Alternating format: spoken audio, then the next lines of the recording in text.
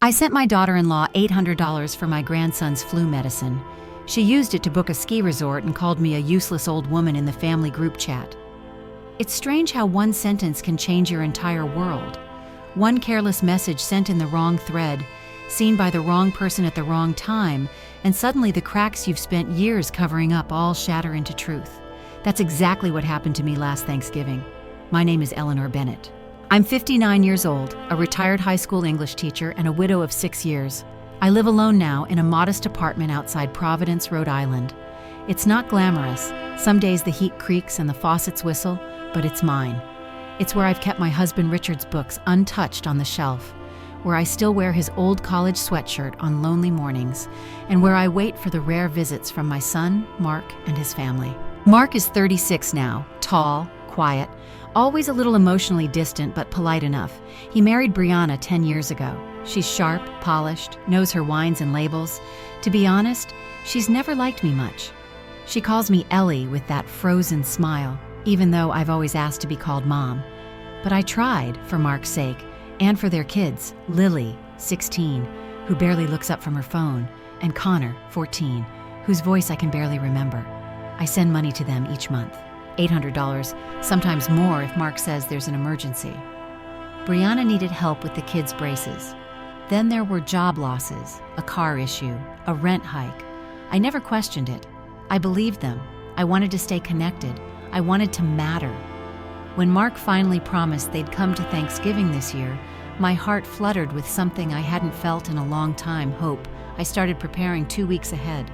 I pulled out the old recipe card Richard wrote in his crooked cursive, the one for his spiced cranberry sauce. I worked extra house cleaning shifts on the weekend to afford a plump turkey and some sparkling cider for the kids. I skipped 3 doses of my blood pressure medication to stretch the prescription until payday. I was exhausted and aching, but happy. It felt worth it. Someone once said love is doing the hard thing over and over again without being asked. That's what I believed. That's what motherhood meant to me. At 3 p.m. on Thanksgiving Day, the turkey was golden, the table was set, and the candles flickered softly against my grandmother's china. At 3:45, I put on the dress Richard loved. At 4:05, my phone rang. "Mom," Mark said, "something's come up." He spoke quickly, too quickly. "Brianna has this networking dinner with some of her colleagues. It's super important for her career. We're really sorry." In the background, I heard Brianna laugh and say, "Just tell her. She'll understand. She always does." I said I understood. I always do.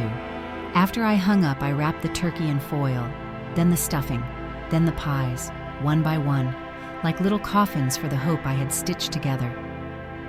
Later that night, I opened my phone to distract myself. I didn't expect the photos, Mark, Brianna, Lily, and Connor, laughing at a glamorous Thanksgiving party in someone's mansion. Champagne glasses, designer dresses, a feast that would have taken a private chef to prepare. I was about to close the app when a new message pinged in our family group chat. Brianna had posted it, probably meant it for someone else. "Just lied to the useless old woman that we can't see her because Connor's sick. She actually sent us $800 to help with the medicine Aspen, here we come. At least the old cow's money keeps our lifestyle running." And just like that, I wasn't heartbroken. I was awake. And that was the moment I stopped being invisible. Stay with me, because what came next changed everything. If this story resonates with you, please like, share, and subscribe. Your support helps these stories find the women who need them most. In the weeks that followed that Thanksgiving evening, the evening my own daughter-in-law accidentally called me a useless old woman while laughing about my money funding her ski trip, I found myself waking up earlier than usual. Not from restfulness, but from a kind of heaviness in my chest, the kind that no hot tea or soft blanket could ease. It wasn't just sadness anymore. It was something sharper, something closer to clarity. I began to replay the last 5 years in my head, over and over, like a movie I now saw with new eyes. Not the rose-colored view I had clung to for so long, but the raw, grainy truth beneath it. After Richard passed, Mark told me they were struggling. Brianna had taken time off work after Connor's birth. Mark's freelance contracts had dried up. "It's temporary, Mom," he'd said, "just until things stabilize." I hadn't hesitated. I started sending them $1,000 a month, sometimes more.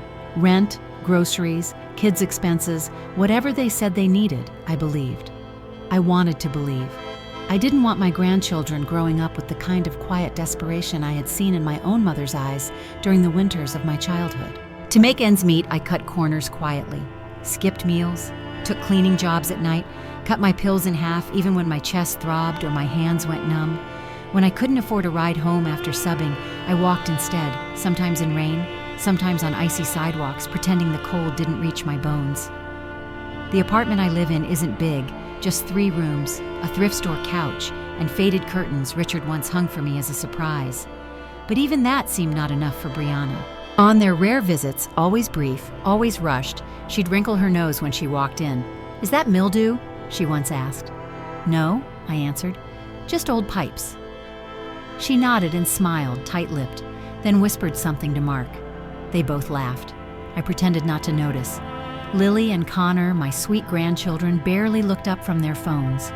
When I tried to show them photo albums or ask about school, they'd mumble one-word answers or say, "Mom said we have to leave by 6.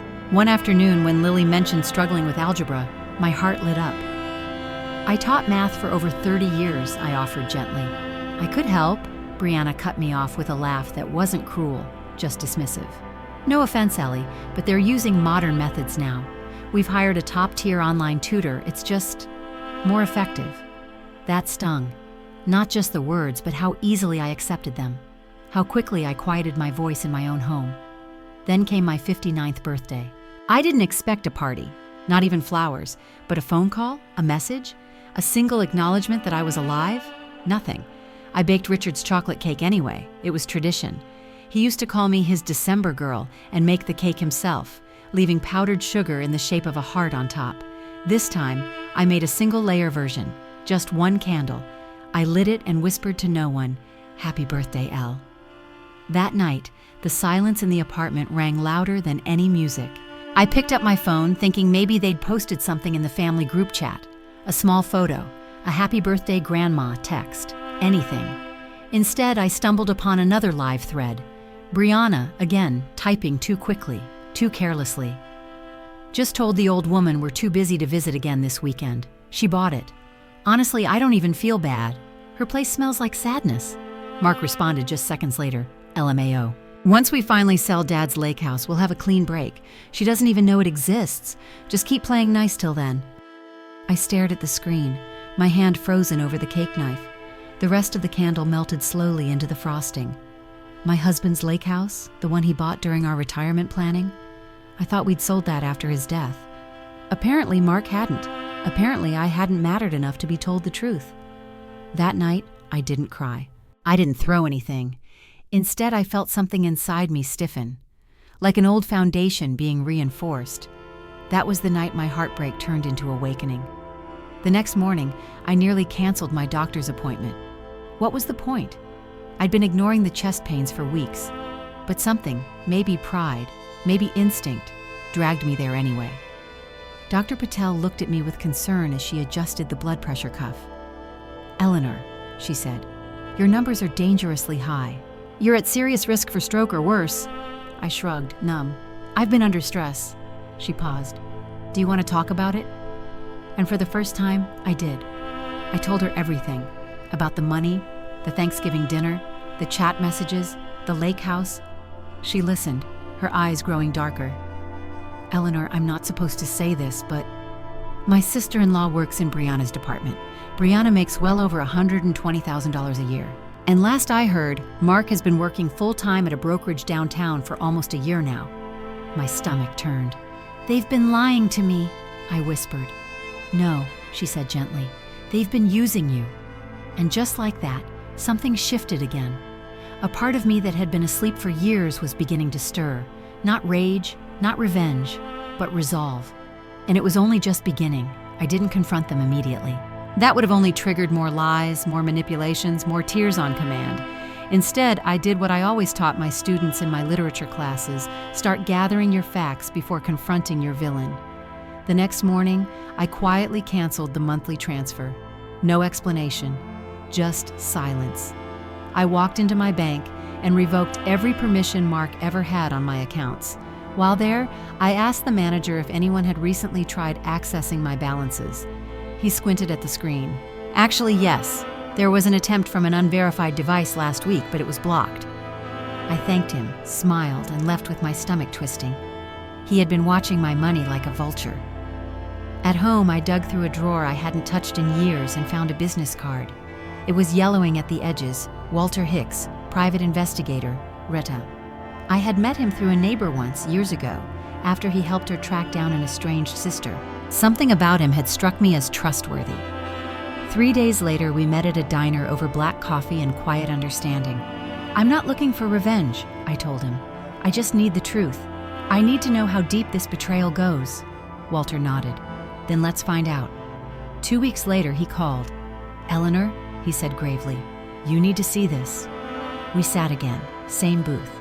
This time, he slid a manila folder toward me. My hands trembled as I opened it. Inside were copies of forged legal documents.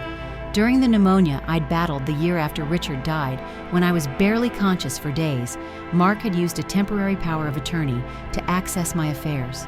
And instead of managing them, he stole them. My share of Richard's life insurance, $375,000, had been quietly rerouted to accounts under Mark's control. He used part of it to buy a waterfront home under Brianna's name. The rest was moved around in ways Walter was still tracing, but that wasn't all. They had also transferred the deed of my apartment, my home, to a shell company Mark created, listing himself as the manager. My chest ached, not from my blood pressure this time, but from the weight of betrayal. And yet I didn't cry, because somewhere beneath the hurt, a fire had begun to burn. The next day, I met with a lawyer, Ms. Carla Jackson, a sharp, poised woman in her 60s who, after hearing everything, sat back and said, "This is a textbook case of elder financial abuse, fraud, and identity forgery. You have a rock-solid case." I nodded. "I don't want a trial. I want my life back." She tilted her head. "We can make that happen." 1 week later, I invited Mark, Brianna, and the kids to dinner. Brianna was polite but tense as she entered. Mark looked worn, like the lies were beginning to weigh on him. Lily and Connor didn't look up from their phones. I served them all their favorite foods, dishes I hadn't made in years. I even lit candles. After dessert, I stood slowly and returned from the kitchen with a neat folder. "Before anyone leaves," I said, "we need to talk." I opened the folder on the table, spreading out printed bank transfers, copies of legal documents, screenshots of the WhatsApp messages. Then I pressed play on my phone. Brianna's voice echoed, "Milk the old woman while she still produces." Mark's laugh followed in the background. The room froze. Lily blinked. "Mom, what is that?" Brianna's lips parted, but nothing came out. Mark tried to speak, but I raised my hand. "This is what I know," I said calmly. "You've taken more than $600,000 from me. You forged my name. You transferred my apartment. You've lied to your children and used my love as currency." I turned to my grandchildren, whose faces had gone pale. "I never stopped loving you, I just wasn't allowed to." Then back to Mark and Brianna. "You have two choices: full repayment, property return, visitation rights, or I let my lawyer file criminal charges tomorrow morning." Mark crumbled. "Mom, I didn't mean for..." Brianna snapped. "You said she wouldn't find out." Their blame game began, but I had already stood up. I gathered the documents. "You may have taken my money," I said as I looked them both in the eye, "but you'll never take my dignity again." 6 months later, my life feels different, lighter, more honest, and finally my own. I moved into a bright apartment overlooking the ocean, a place paid for with the money I reclaimed from Mark and Brianna. The salty breeze feels like a fresh start every morning. With the strength I found through this journey, I founded Second Wind Women, a support group for women over 50 who have faced financial or emotional exploitation. We meet weekly, sharing stories, learning to protect ourselves, and rebuilding our confidence. It's a circle of healing and empowerment I never imagined I'd need, but now can't live without. Lily and Connor visit often. They call me Grandma L again, without hesitation or distance. Slowly, we are knitting together the threads of a family torn apart. Mark lost his brokerage job and is in therapy. Brianna divorced him and moved away. I chose not to press criminal charges once they signed the restitution agreement. My love for the grandchildren outweighs my desire for punishment. I want them to heal, not be further broken by court battles. Now I spend my days teaching part-time at a community center, helping women gain financial literacy and independence. the very things I wish I had known sooner. Purpose fills my heart in ways money never could. Sometimes justice isn't about punishment. It's about reclaiming your worth, one brave step at a time. I'm not telling this story to shame anyone.